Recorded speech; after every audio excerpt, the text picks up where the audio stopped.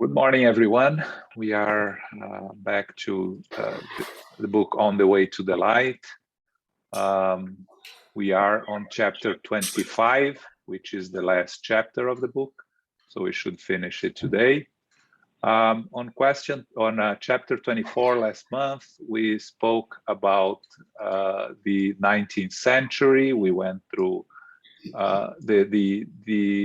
the appearance of Spiritism in the 19th century, the abolition of slavery, the beginning of the Marxism movement, the wars, and all that happened in the 19th century.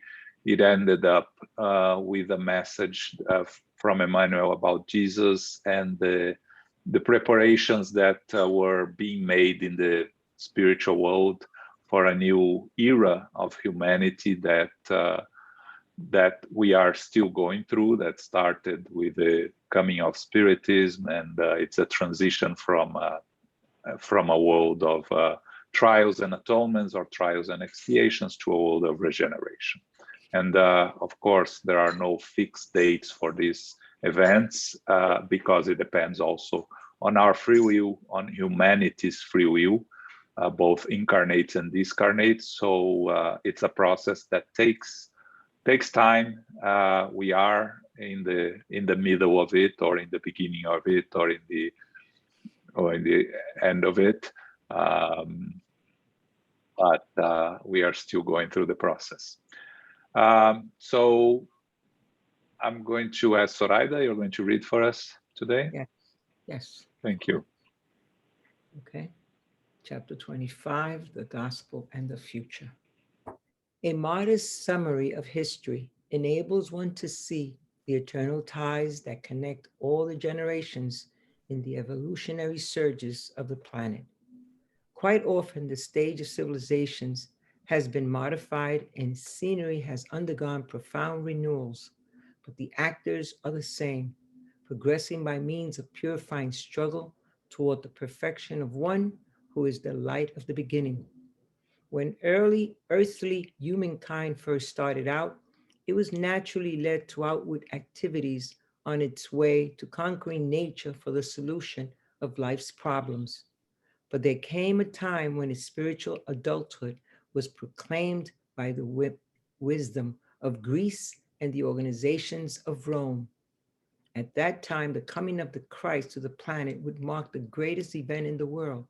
The gospel would be the eternal message from heaven, connecting earth to the luminous kingdom of Jesus if spiritually humanity had assimilated the divine teachings.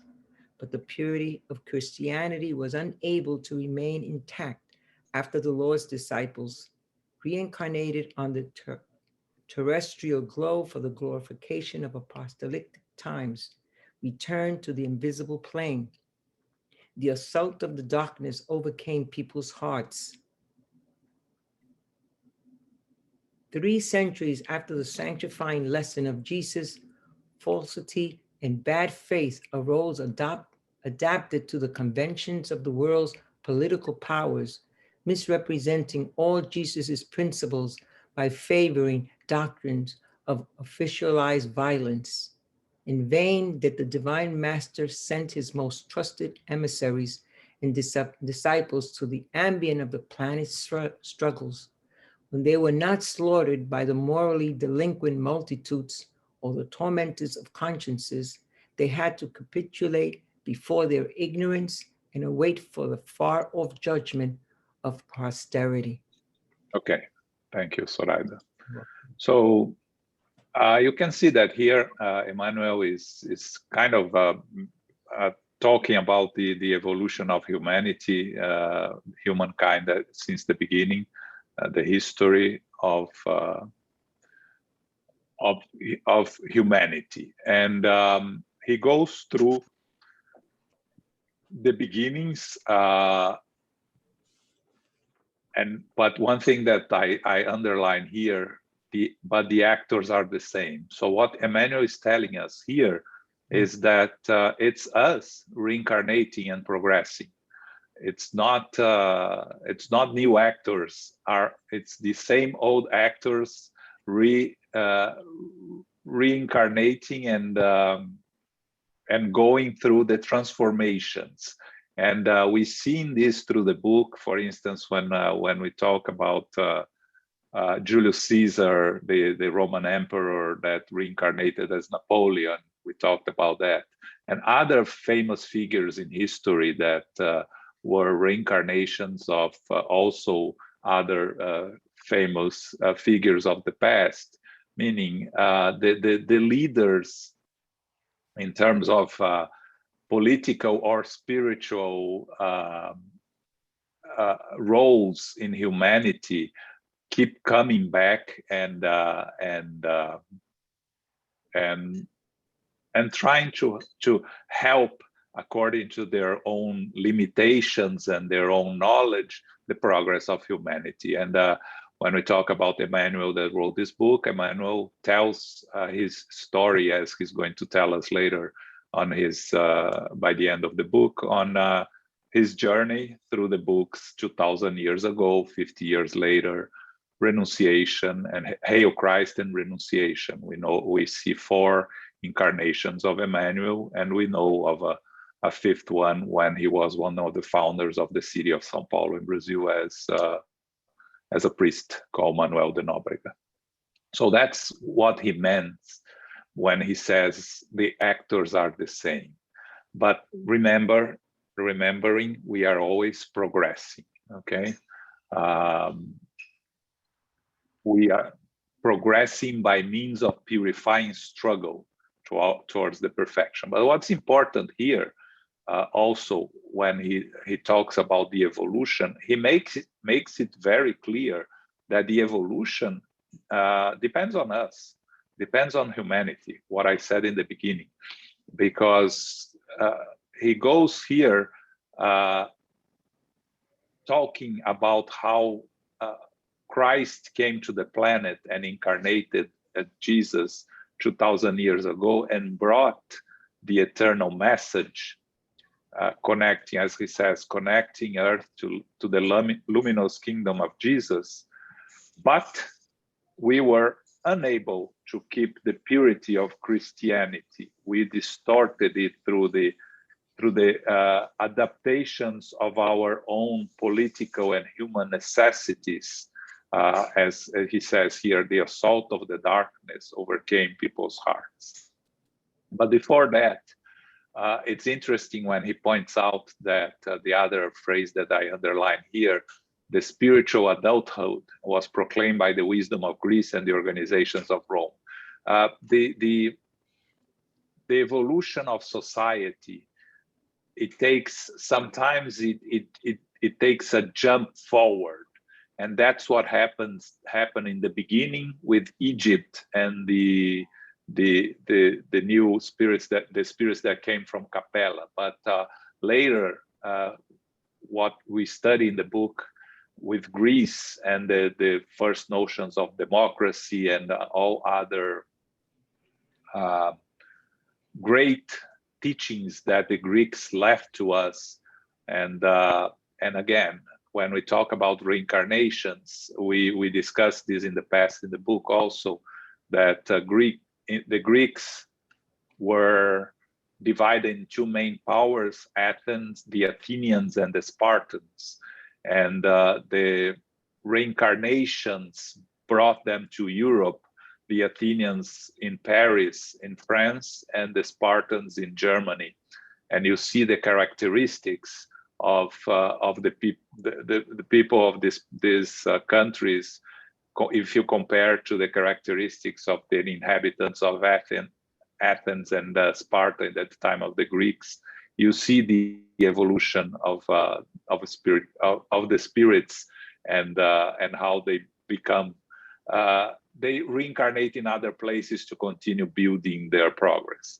When we talk about Rome, of course, the Roman Empire, a huge step forward in terms of organization, in terms of civilization, in terms of spreading Christianity when Jesus came, because what allowed, for instance, Paul of Tarsus to spread Christianity at his time was that the whole world, the whole known world of the time was dominated by Rome. And so he was free as a Roman citizen. He was free to travel all around without having problems of going to different countries. So the importance of Rome and the Roman civilization in progress of humanity. Again, of course, we studied all the problems that these civilizations created and why they ended up failing.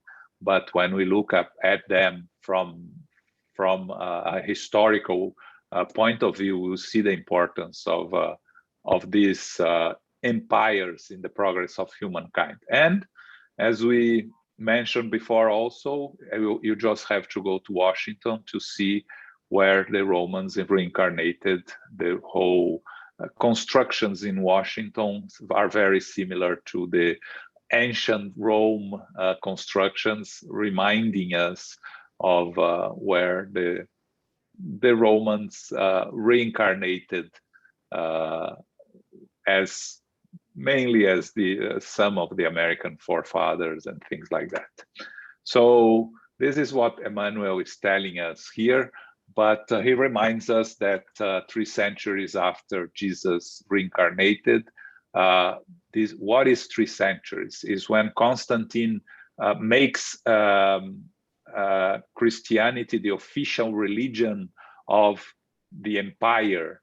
And from then on, you see what happened: falsity and bad faith, adapted to the convention of the world's political powers, misrepresenting Jesus' principles by favoring doctrines of officialized violence. And we are going to talk a little bit more about that later. Jesus continues sending his emissaries. We know that, Joan of Arc is a reincarnation of Judas. We know that it is said that Paul of Tarsus reincarnated. There is a version that reincarnated as Martin Luther,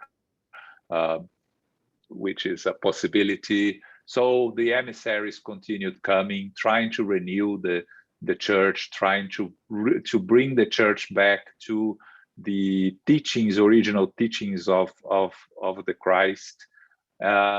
But it's important for us to always remember that what the religions teach us today are sometimes modifications and adaptations that the religions made to their own interests, and not really the teachings of Jesus, of our Master. Of course, not all the teachings are lost. A lot of them are still found in the religions, in the Christian religions. A lot of his teachings are found also in other religions that do not follow Jesus, do not accept Jesus as a spiritual leader. The Muslims accept Jesus as a prophet, not as a leader. And you will find in the Eastern religions beliefs that are eternal also, that are the truths, but do not follow the teachings of Jesus himself. Okay, so that's what Emmanuel has been telling us in the beginning. Any comments, questions here?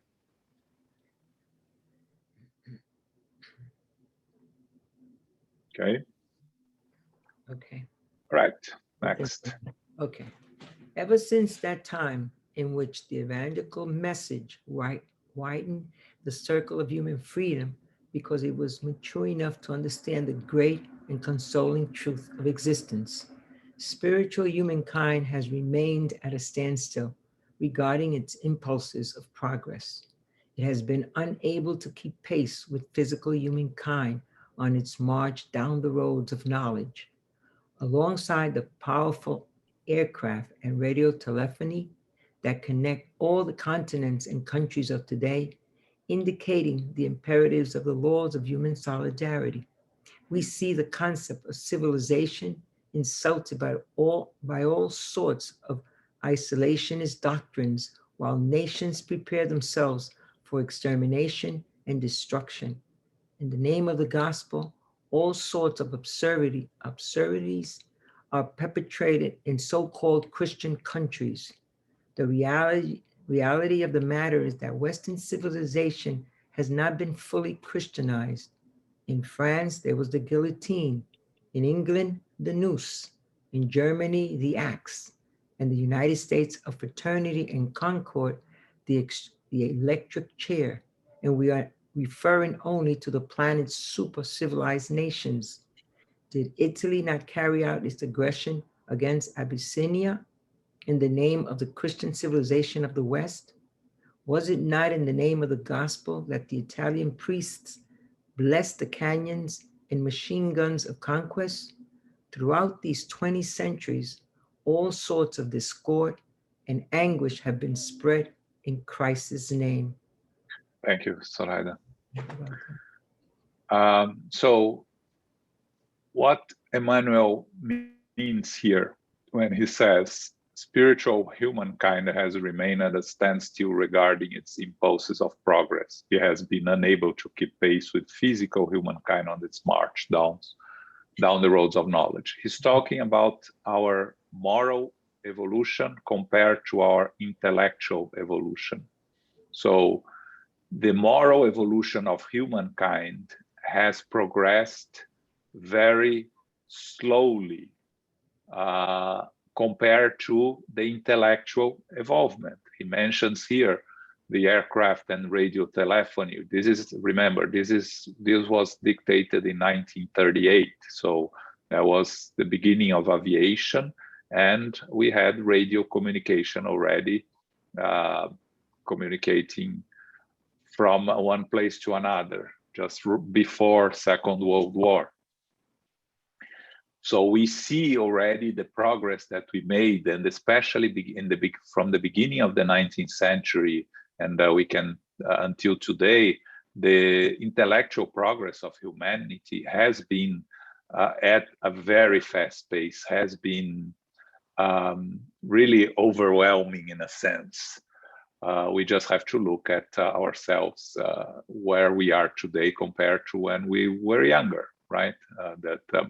Many of us here have lived long enough to know what was before the cell phones and all these things we have today, the communications, the super fast communications between everyone else, the internet and everything. But all of this was before that. But what Emmanuel tells us here is that what he sees there, and it's interesting, he sees the concept of civilization insulted by all sorts of isolationist doctrines, while nations prepare themselves for extermination and destruction. He's talking about the Second World War that is coming. He's talking about Germany and the Nazis, Italy and Mussolini, and Japan and the domination and the invasion of Asia and the trying to exterminate the conquest there, and also the communism in Russia and Stalin that was also perpetrating massacres of his own people, and that's all civilization isolated from each other and preparing to attack others. So he talks about the so-called Christian countries because, again, they use Christianity as a justification for their acts. When he talks here later about Italy's invasion of Abyssinia, that was when Italy in 1935 invaded Ethiopia and dominated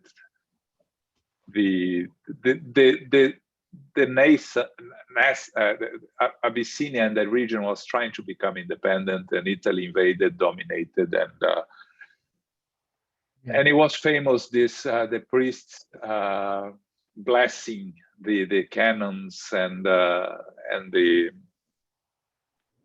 machine guns, meaning using religion for war, and this was all orchestrated and and organized by Mussolini and his totalitarian ideas, that eventually he would ally himself with Hitler in the Second World War. So this was what was happening at that time. But one thing that I think is important to mention here is when he talks about the civilized countries that have not been fully Christianized. And he talks about the death penalty that at that time existed in most of the world, practically everywhere. France, the death penalty the guillotine was still used. In England, until the mid of the 1960s, the death penalty was still used by hanging people. In Germany, of course, the Nazis did a lot of destruction through the death penalty, persecuting political enemies, killing Jews and others. And as he says here, even in the United States, the electric chair. Looking at death penalty today, most of the countries have abolished it, okay? So 107 countries have abolished the death penalty. 34 countries have not fully abolished in terms that it's not law, but have not used, some for more than 100 years, some for more than 20 years. There are 54 countries that still have the death penalty, that still use it, of which only one in Europe, Belarus, and only two of the so-called advanced countries in economic terms and democracies, which is the United States and Japan. But in the United States, a large number of states have not used the death penalty or have not had the death penalty for many years. So Emmanuel tells us in 1938 the absurdity of the death penalty and the contradiction with Christianity, because we know from the teachings of Jesus that we are not supposed to kill our brothers and sisters. We are not supposed to kill ourselves. It is against the natural laws, the divine laws, to kill oneself or kill another's. So he was just telling us that in Christ's name, a vast majority of the world still practiced at that time the death penalty.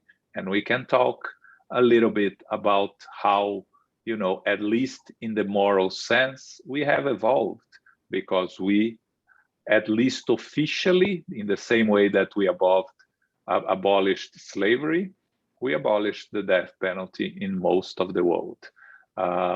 We haven't got rid of it yet, but it is a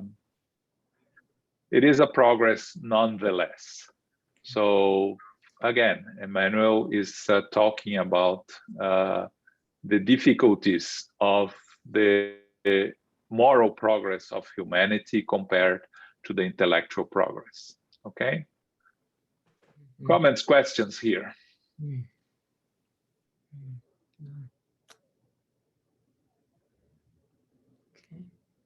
No? Luis? Johnny, I actually am totally, side by side with Emmanuel on his, I don't even have a word on his, disgust with Christian institution in the last 20 centuries. A question. I really don't know the answer to that. We have been seeing through the years, Ron, Christian institutions supporting war efforts. More than that,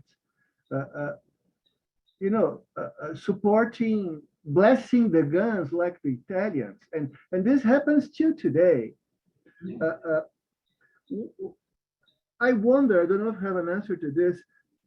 I should have asked a priest about this. What is the moral support for a church to, bless guns, bless war efforts, bless, people going around killing others, when that's so clearly against the Christian philosophy or mentality or whatever? I don't know. I wish I could ask someone. Yeah, I really cannot speak in the name of the religions, of course, but throughout the centuries, we have seen the church and all different churches also, not only Christians, but different religions, saying that outside their religion, there is no salvation. So all persecutions to those that do not belong to the religion are justified in terms of converting them, forcefully converting them, or eliminating them because they are infidels, let's say, which is something very used today by the fanatics of the Muslim religion, right? That commit horrible crimes in name of the religion, and you won't find that in the Muslim teachings to kill and persecute. So these are fanatics inside the religions that think that outside of their own religions there is no salvation. That's what they call, and that justifies persecutions of those that think different than them and follow different beliefs than them. Again, this is my interpretation of what they are doing out there, and I really would like to open, maybe Elmo to have some opinions there. Carol raised her hand, so yes, and Marilyn. So let's go one by one here. I mean, Carol. Basically, from what I've heard, it is said, or the countries involved saying God is on our side. That's it. That's all they say, and go forward. And so, that's it. Yeah. Unfortunately. Yeah. That's unfortunate. Marilyn? It's Marlon. Marlene, sorry. That's all right. My question is, what's going to happen to all these people who have killed others on land, in the air, and under the sea? I mean, what will their consequence or responsibility be? I mean, these were people probably who were drafted and really didn't have a choice, some of them. Yeah, we have to, the more you know, the more responsible you are. That's the basics.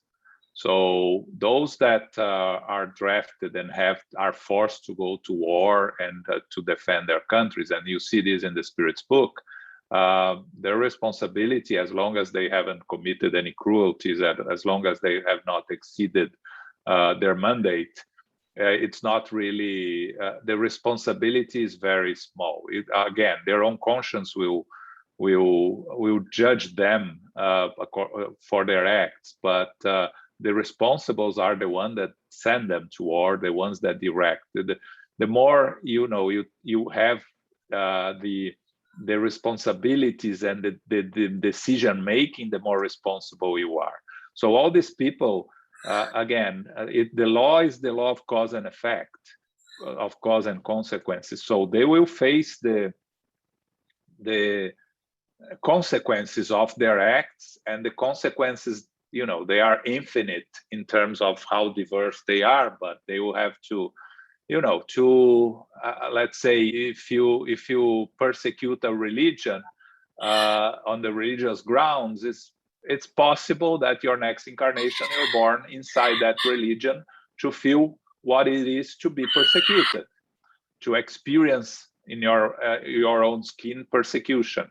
That's one of the possible consequences of being persecuted, in the same way as you persecute races, as you persecute gender. You are increasing the possibility, if you don't change yourself, you don't improve yourself, to be incarnated in the exact same place where you are persecuting. For those that promote wars and kill with wars, again, if they cannot progress and evolve, they will maybe be incarnated without access to this, of the possibilities of being these aggressors, in a sense, right? Eliana was talking here about Emmanuel. Yeah, Emmanuel was a soldier in Rome, and then he was the mentor for the good spiritual advancement. Yes, Emmanuel is a good story of how you can progress. He was actually not exactly a soldier, but he was a leader of soldiers. Yes, and he caused a lot of. When we read 2,000 years ago, you see how he was responsible for some of the persecutions in Rome. But an even better example is Paul of Tarsus, right? Paul of Tarsus, in his own incarnation, he changed from a persecutor and killer of Christians to the most famous spreader of Christianity at his time, and probably ever. So it is possible for you to change within your own one incarnation, like Paul of Tarsus proved to us, because his ideas were in the right place. The only problem was the direction, right? The moment he discovered the truth, he followed it with all his heart. But again, there will be consequences, and we are actually facing the consequences of everything that we have done in the past, right? For many of us in Spiritism, that we have to deal with these problems with religion. Our differences with religion are based probably on our own past inside of those religions, and by the rejection of our own actions in the past inside religions, right? That makes us feel a kind of aversion to said religions, in a sense. So there are millions ways of facing the consequence of our actions, but the only thing that it's guaranteed is that we have to face the consequences. We have to the karma, it's there for us to readjust. And again, we can evolve through love or through pain. It is possible to evolve through love if we learn how to overcome our imperfect selves through love, by spreading love. You see Paul of Tarsus, when he was crucified in the end of his life, he was received directly by the master himself. And what happened in the beginning of his journey? He was the one that started the killing and persecution of Christians, right? Of the followers of Jesus, with Steve, right? Stephen, which is the famous book, right? So you see, he is the greatest example of a transformation that is possible within a lifetime. But there are others. Joan of Arc. You see Judas that betrayed Jesus reincarnates as Joan of Arc and liberates France and leaves an example of how to fight for freedom and the end of mediumship, right? And others. So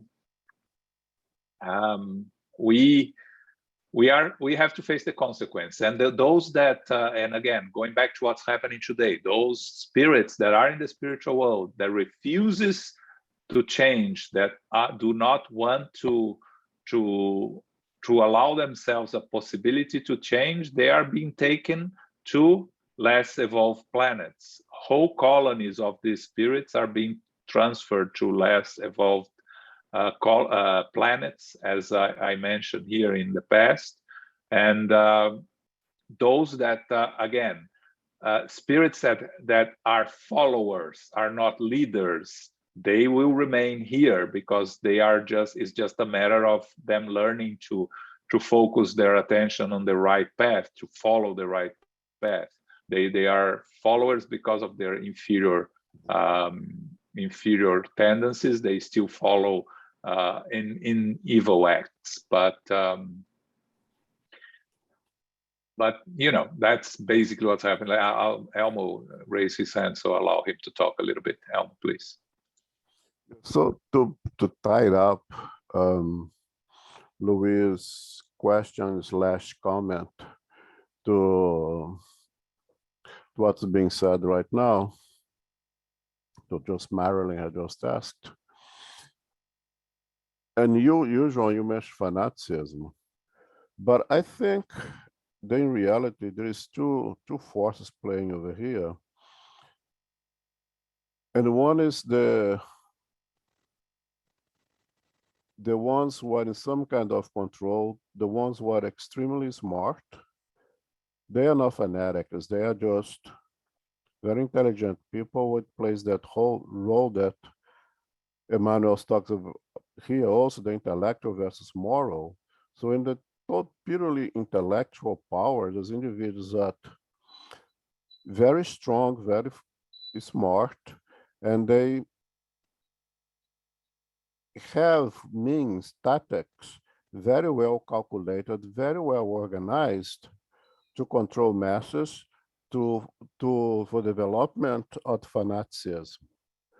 And those individuals, those power individuals, are the ones that will use any instrument that they use for their own advantage. And you see the example of Constantino, the 300, is the classic part, the most important. He says here, oh, my empire is falling apart. I have this beautiful instrument in my hand that I can use that called Christianity. I'm just gonna switch, gonna join this group now, and this group gonna preserve my power, gonna help me to expand my power, gonna help me to maintain my power. And then they created this huge, important institution that now is in inability to create fanaticism, to expand its power, to expand its control of the masses, and getting that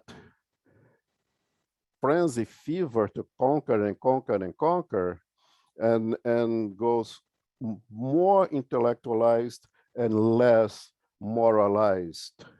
And that's where the Christ basically gets lost in the institutions. So tied up with what Marilyn is saying, with those who are fanatics, who choose to follow without think, choose to neglect this most powerful thing that we have, that God has given to us, intelligence, ability to reason. If you put that in the hands of those strong individuals, we are responsible for that. And those who are in the position of power, those who abuse the simplicity and ignorance of others, and more important, those who abuse the belief, the faith that there was created something good to do evil, they are responsible even more for the things.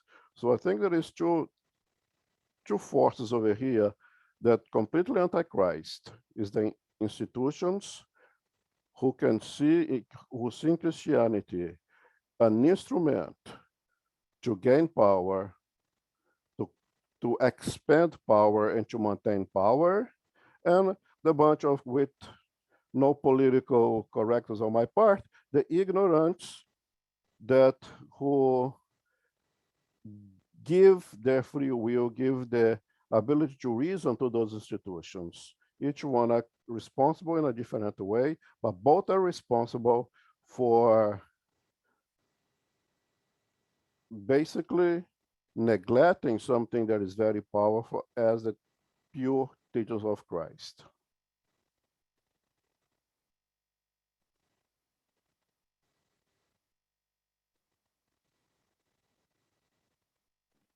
Sorry, Wayne?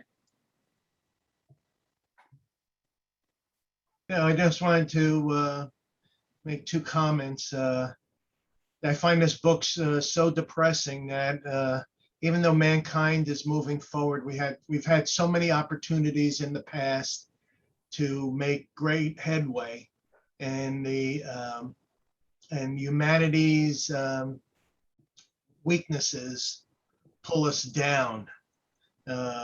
It's kind of, you see the cycle continues and continues, and I question our time right now as being one of the same. You know, in the last paragraph, we're talking about the death through guillotine, noose, and electric chair, and we're talking about the legality of in civilizations of doing these things. Well, look, over the years now, we've made it illegal to kill for crimes, and where it's very rare that it happens. Yet the killing of unborn babies becomes a law that allows it. And I can't put my head around it that we, on one side, we're saying don't do it, and on the other side, we find a method, a rational path that says it's okay to kill these. And I'm just at a loss of putting the word civilization with this. Yeah, it's hard, but you know, what we have to remember is that it's us, it's humanity as a whole, right? We are part of it.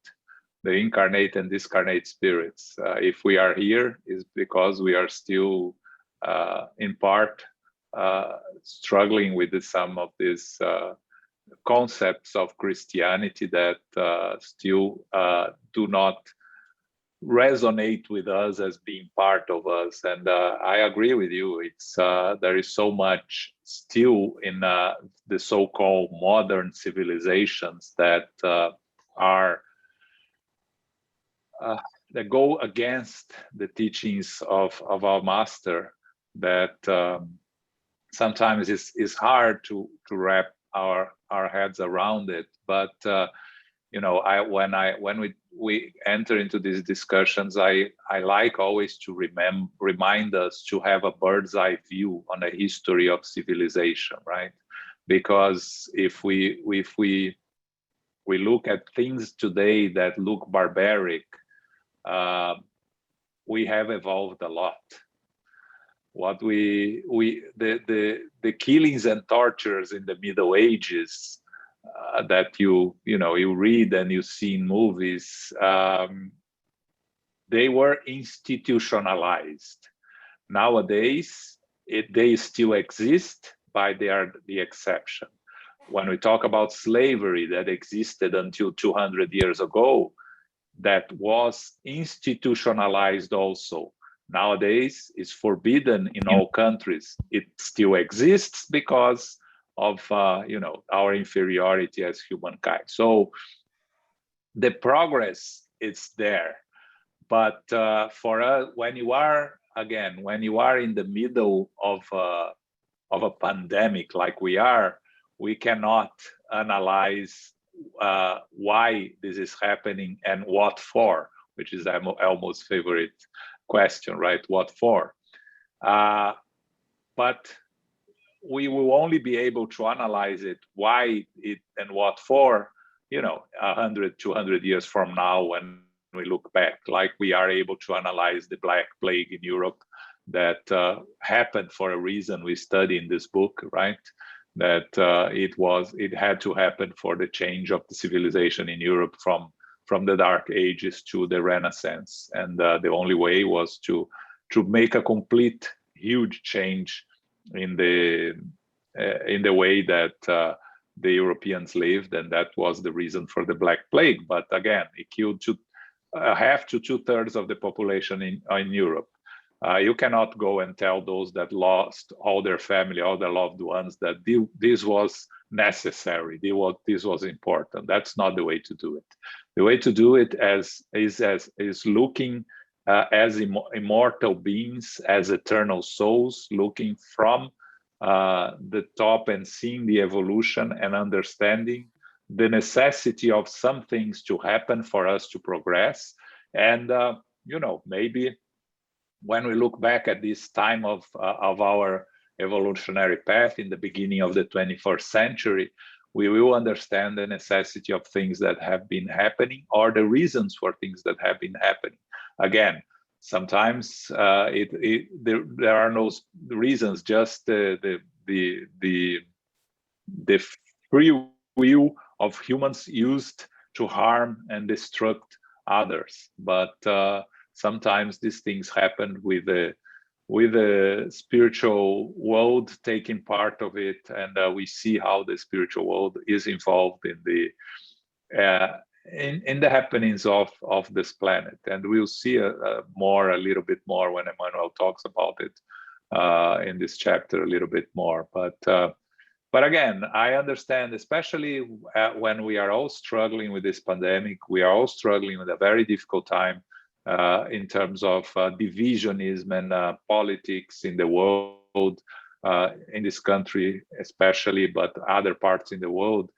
It's very difficult to see where is the progress, right? Are we really progressing? But again, you cannot judge it when you are in the middle of the hurricane.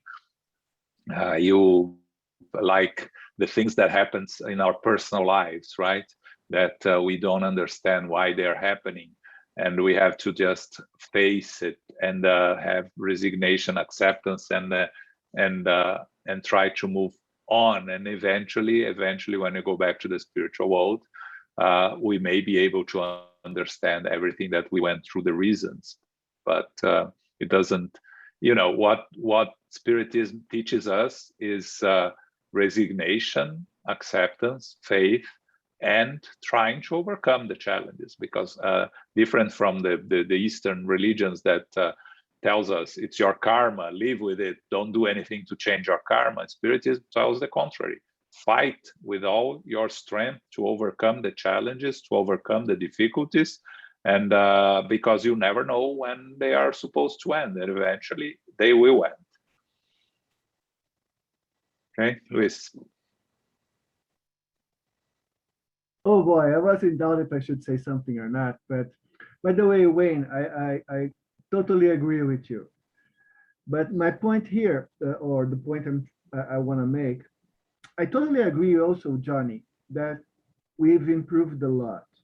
And I also agree with your point that we are the ones who made the 20th century, those 20th centuries, the way they were. We have, most of us, if not all, we have been reincarnating here for some time. So we are definitely responsible for part of it, if not personally as a group. But what really frustrates me is that today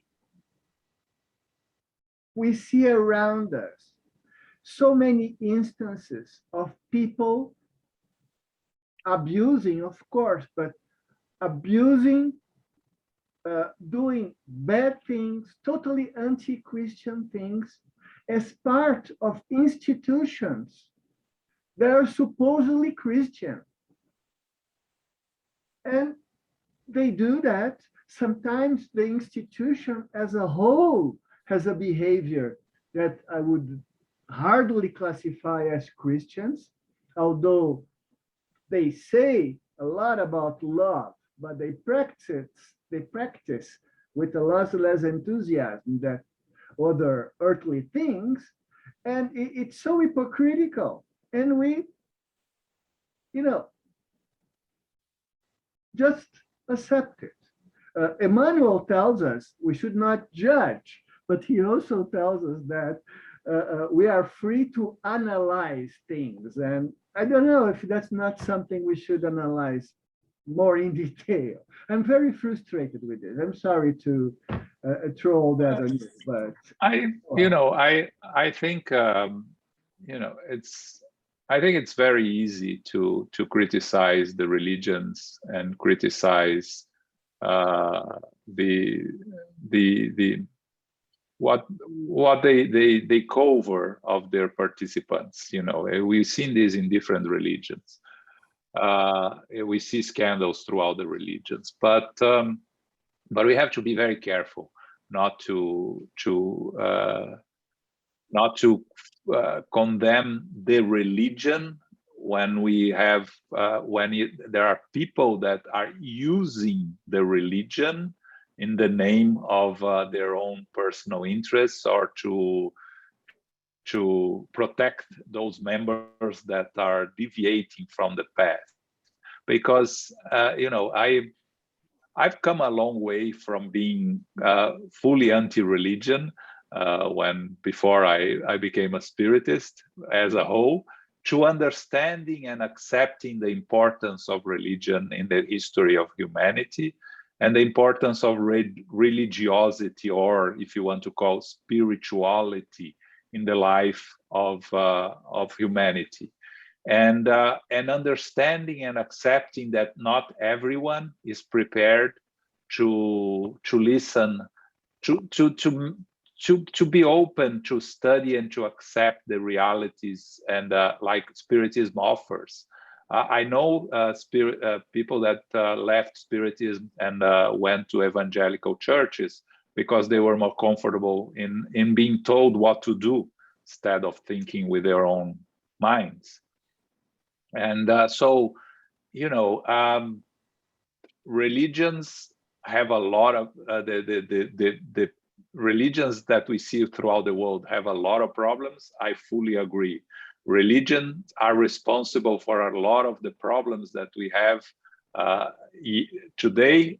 The proof of that is that they are losing people more and more, participants or people that truly follow the religions more and more. But I still think that they have an important role to play in the evolution of humankind, and they will eventually adapt themselves and they will change.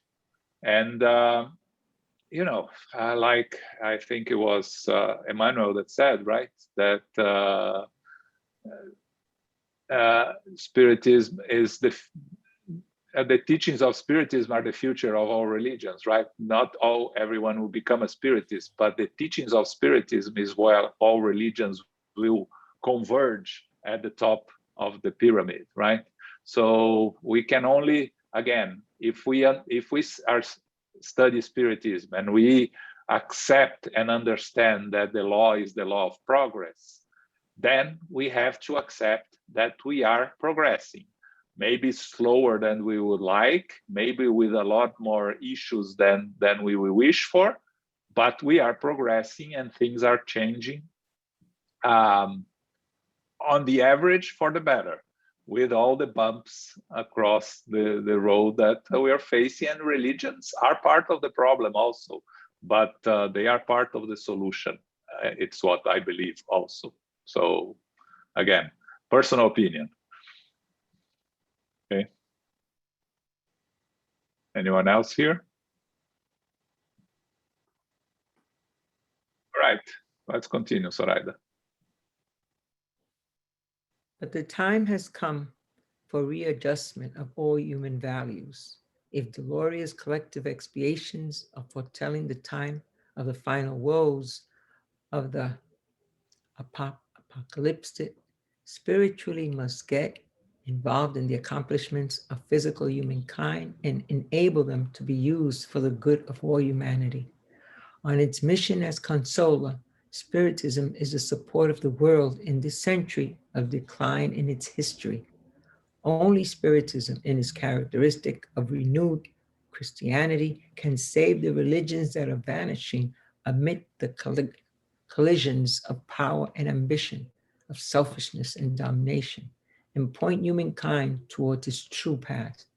In Spiritism, wellspring of enlightenment, humankind will be able to drink the crystalline water of the consoling truth of heaven, enabling souls to prepare for a new age.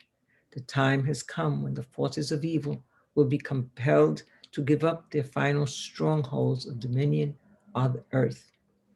And their final victories will be the sign of a fearful and unfortunate reaction that will hasten the fulfillment of the dark prophecies that hover over their perishable empire. Okay, so a little bit of what we were discussing here, right? Emmanuel tells us, again, 1938, time has come for a readjustment. Dolorous collective expiations. That's what we may be going through now, right? Are foretelling the time of the final woes of the apocalypse. On its mission as the consoler, Spiritism is the support of the world in this century of decline. Again, the 20th century, Emmanuel tells us Spiritism is the renewed Christianity, and he talks about religions that are vanishing amid the collisions of power and ambition, selfishness and domination, which is exactly what you mentioned, Luis. We mentioned Elmo. Emmanuel is telling exactly that. And again, we are almost 100 years later, and we still have not completely overcome it, or actually we are far from overcome. They continue to be a problem in many aspects. But what he's saying here is that the teachings of Spiritism is what it's not Spiritism, but the teachings of Spiritism, what Spiritism brings: fraternal love, the possibility of communication between the physical world and the spiritual world through mediumship, the concept of reincarnation explained, fully explained and understood, why and what for reincarnation happens. This is what Spiritism can help humanity understand and progress. But it's still, again, it's very small. It's still in its infancy in terms of spreading the word. So we have a long way to go.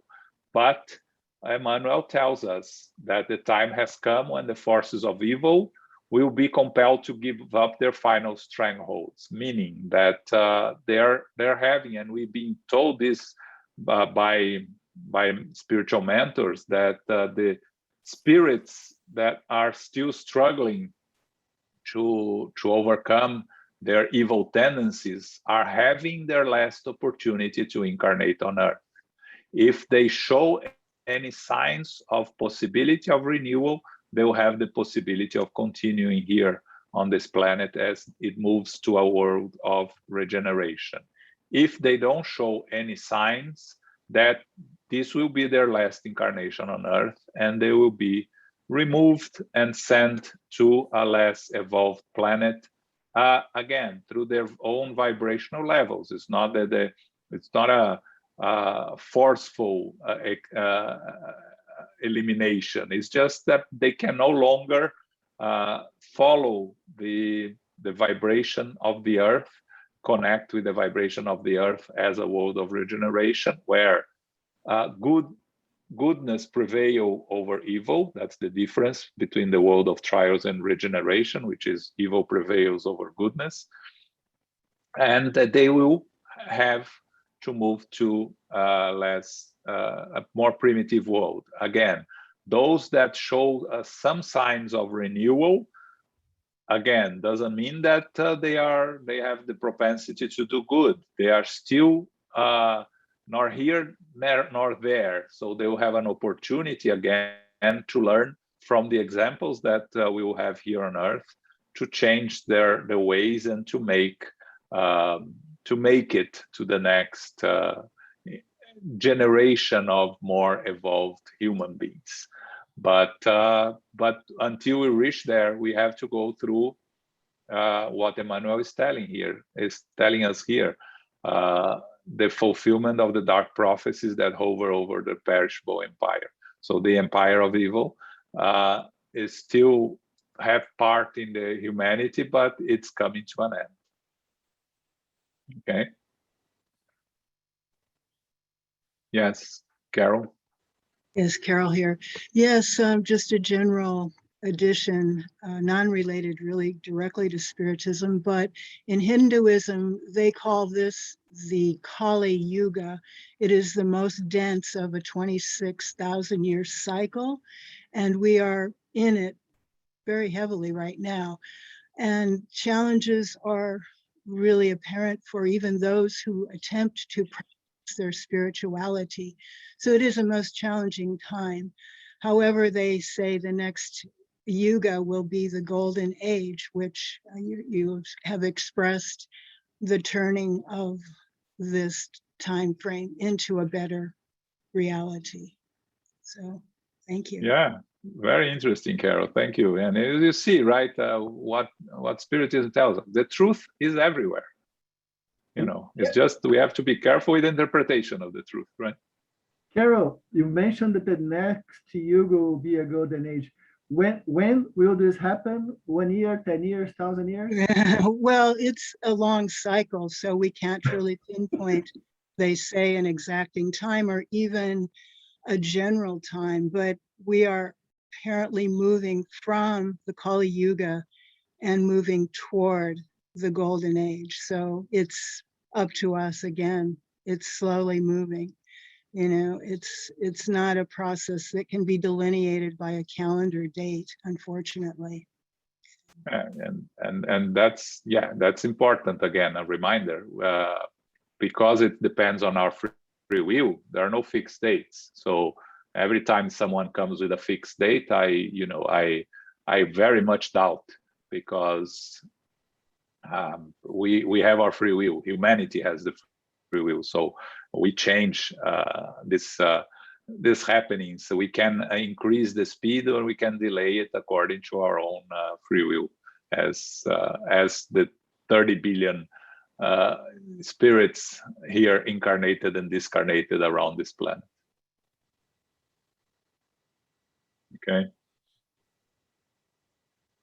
Okay. We'll continue. Dictators, armies, economic gemonies, unpredictable and unconscious masses, inglorious wars and secular organizations will pass away like the vertigo of a nightmare. The victory of might is like the light of a fireworks display. All reality is that of the Spirit, and all peace is that of understanding the kingdom of God and his justice. The 20th century will effect the separation of the sheep from the rest of the flock. The shepherd's crook will lead the ordeal in the sorrowful task of choosing the sheep. Suffering will take over the work that humankind did not accept through love. A tempest of woes will sweep the earth. The children of Jerusalem of all centuries will weep as they contemplate the rain of tears and blood that will burst forth from the heavy clouds of their darkened consciences. The condemned to the irreversible sentences for its social and political crimes, European dominance will disappear forever like the Roman Empire, handing over to the Americas the fruit of his experiences with a view to the civilization of the future. The earth is now entering into a twilight that will give way to a deep, dark night. The 20th century will see the outcome of these frightening events. So, yes, what we are saying here, Emmanuel was telling us in 1938, right? the victory of might is like the light of a fireworks display, meaning it has a very short duration.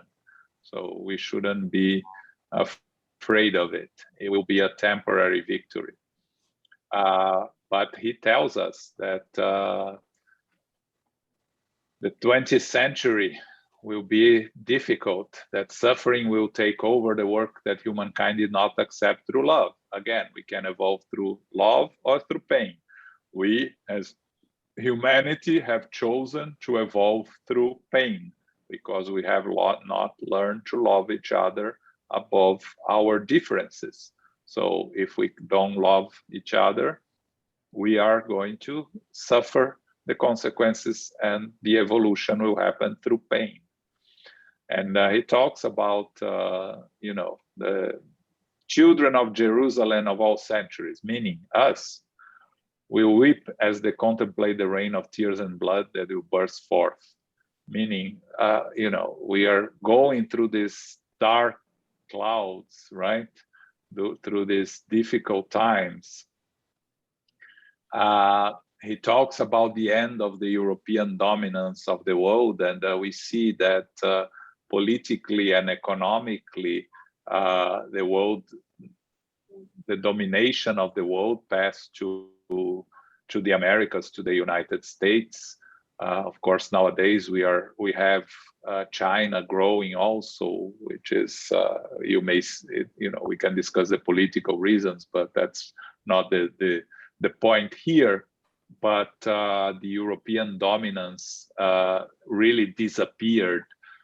They still play a very important role in the world, of course, because they are, most of the countries in Europe are countries that have democracy, are fully civilized, and help humanity to progress through science and through the social lives. You see, when you talk about the world of regeneration, there are clearly some countries in Europe that looks like a world of regeneration, like the northern Sweden, Finland, Norway, or Denmark. Again, still they have their own problems, but it's a much more just society than the rest of the world. You have New Zealand also, that is considered the best country to live in the world according to a different degree of different ways of judging in terms of health, security, equality, and things like that, persecutions, etc. But even in New Zealand, you had a couple of years ago an event of a bomb that a suicide bomb that killed people. So it doesn't mean that a world of regeneration is the end of the evil acts. It's just that they will be less. They will occur less, and the majority of humanity will condemn and will try to repair and move forward and progress. He says here that Earth is now entering into a twilight that will give way to a deep, dark night. The 20th century will see the outcome of these frightening events. That's what we saw in the 20th century, with especially Second World War and the Cold War and things like that. But like I was told by a former president of the Brazilian Spiritist Federation, right?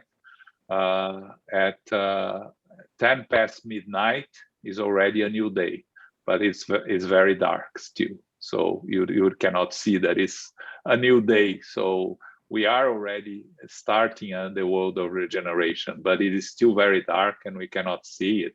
So we are still concerned and afraid for everything that is happening. But it is a new dawn that it will come when we get to it by our own merits.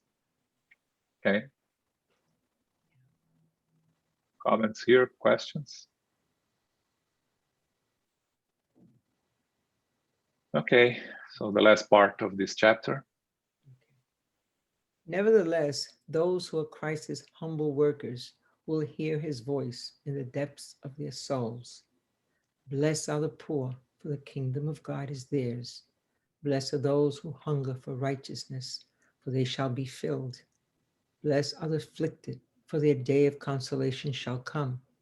Blessed are the peacemakers, for they shall see God. Definitely. For after the darkness, a new dawn shall appear.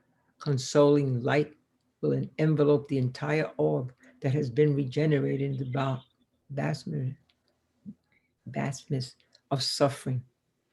The spiritual human being will be melted with the physical one for the glorious march towards the unlimited. And Spiritism, having taken from the world's material ruins the divine soul of all religions perverted by humans, will connect them with the welcoming embrace of restored Christianity. Let us work for Jesus, even if our workshop is located in the desert of human consciences. We have all been called to the ground endeavor, and our most sublime duty is to respond to the call of the chosen one. In looking back on the scene of world history, we feel a cold shiver at the sight of this glorious twilight of Western civilization. Let us remember the Father's mercy and prayer. The nightmare will not be long in coming, and in the belly of its deep darkness, let us not forget Jesus, whose infinite mercy will be, as always, the immortal light of the future dawn of peace, fraternity, and redemption.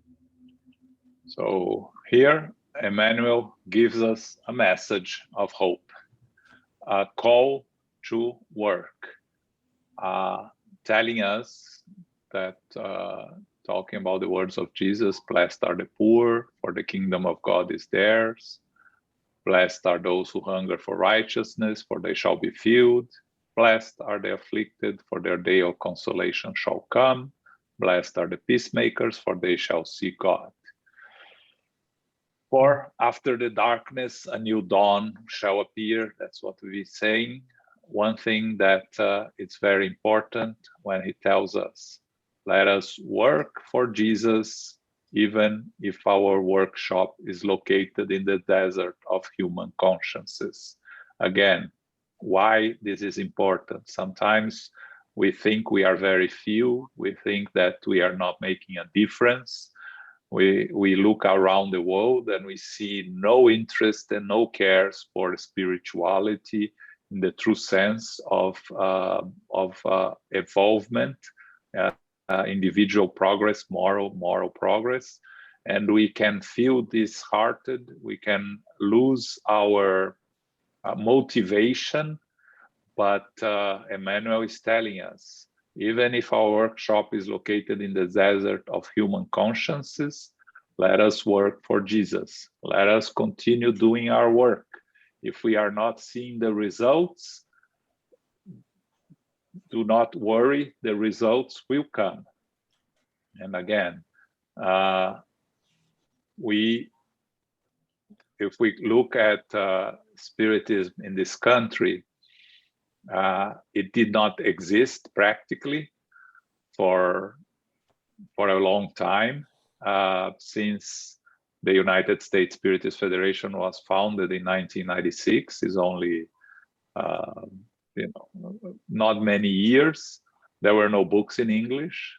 There were almost nobody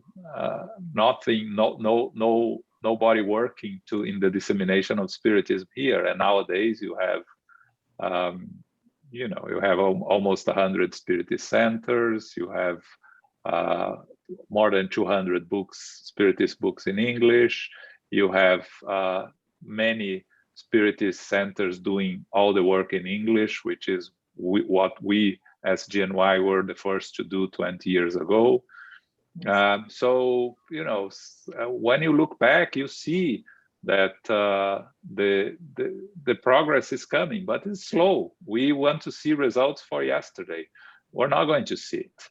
It's going to, we are preparing the land for ourselves when we reincarnate here in this country. Most of us are going to reincarnate here and continue the work here. So when we come back, we will have a better prepared soil for us to continue the work. As Emmanuel says, we have all been called to the great endeavor and our most sublime duty is to respond to the call of the chosen one. It's our own personal journey. We have to embrace it and continue to do our work, not very concerned about immediate results, but concerned about our own spiritual growth, because we can only lead by example, not by words. By words, it's not very easy. Like Francis of Assisi said, teach, and if necessary, use words, meaning teach by example. Only use words if necessary. So when we look back, like Emmanuel says, we feel a cold shiver at the sight of the history of the civilization, but the end of it, let's not forget that in the very not long future, we'll see a dawn of peace, fraternity, and redemption, and we can do our part for it, and that's the message Emmanuel leaves for us. Okay. Any comments here? Final comments, questions? What's left is the conclusion, which is just a message from Emmanuel that we're going to read also, but the book is finished. Any final comments? And before anyone asks, no, we don't know yet what we're going to do starting next month, but we'll find something.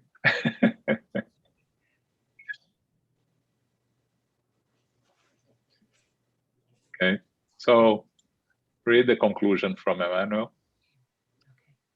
Conclusion. My friends, may God grant you much peace. I want to thank you for your collaboration in this humble effort of our group to spread the grand postulates of evangelical spiritism, just as I also want to thank the Divine Mercy for the blessed opportunity given to us. In our modest study of history, a sole objective has guided our steps to demonstrate the sacred influence of the Christ in the organizing of all the surges of civilization on the planet ever since its geological formation. Our contribution may have resulted in too short a summary. However, we did not intend a new autopsy of the globe's history in its social and political aspects. Instead, our intent was to reveal once more the mystical influences that govern the centers of human progress in every arena. I am very happy with your dedicated and friendly collaboration. Someday, God will grant me the joy of addressing the ties that have united us from the remotest times. For it is not without cause that we have been fraternally united in the same endeavor and ideal. I wish to reiterate my tender and true gratitude. As for the world outside prepares itself for the most glorious and harsh struggles, let us thank Jesus for the happiness of being at peace in our workshop under the aegis of his divine love. As soon as it's feasible, we promise an effort in the historical novel genre. God will grant us such fortune. This I hope, for I have no doubt about his infinite mercy. May God guide and bless you, preserving the sacred serenity of your homes and your hearts. Emmanuel. So this message was received on September 21st, 1938. Today, September 19, 2021. Just as a reference, Francisco Xavier was 28 years old when he received this book. Emmanuel tells us here, he mostly thanks, he talks about an effort in the historical novel genre, and he dictated 5 books through the psychography of Francisco Xavier, which I said before, 2,000 years ago, his first reincarnation as Publius Lentulus, the senator in Rome, then 50 years later, then Hail Christ, then renunciation. This is 4 of his incarnations. And besides that, Paul and Stephen, which is not Emmanuel's life, but is a historical novel that talks about the journey of Paul of Tarsus, which in my personal opinion is one of the most important books in Spiritism, a must-read book for everyone that wants to better understand the history of Christianity, the history of this planet, and the importance of Paul's journey.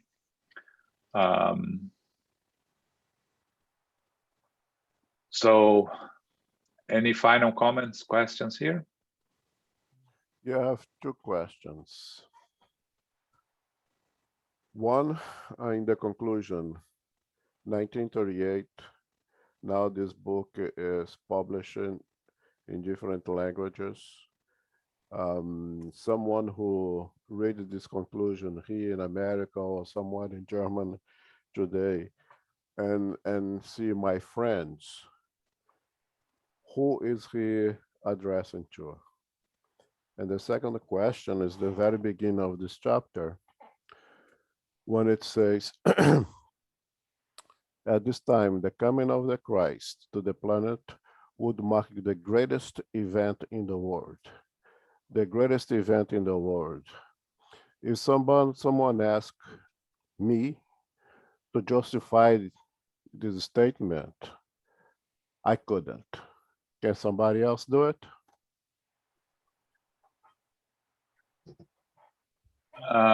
So 2 questions there. Yeah. On this second question, I can say what Divaldo normally says, right? That the coming of the Christ was so important that divided time on this planet. We talked before Christ and after Christ. That's how important it was, the coming of the Christ to the planet. And that's why Emmanuel talks about being the greatest event in the world. That's my view on it, right? When he says my friends here, I think he mentions all those that are reading the book. But again, it's my interpretation. But maybe when you read, I want to thank you for your collaboration in this humble effort of our group. You may think that he's talking directly to the group that was the Spiritist group that Francisco Xavier was part at that time, right? Maybe, but I prefer to think of my friends here as all of us that are reading and studying these books.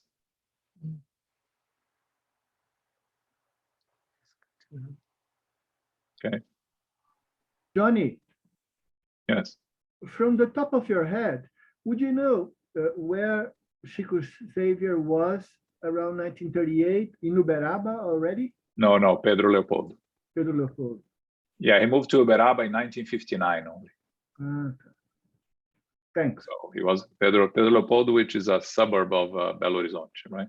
Mm-hmm. Very close to Belo Horizonte, yeah. And I went there to visit the farm where he received Paul and Stephen, Fazenda Modelo, which is close to Pedro Leopoldo. It's very nice. That he worked there for when he was young. Still there. Okay. Thank you all.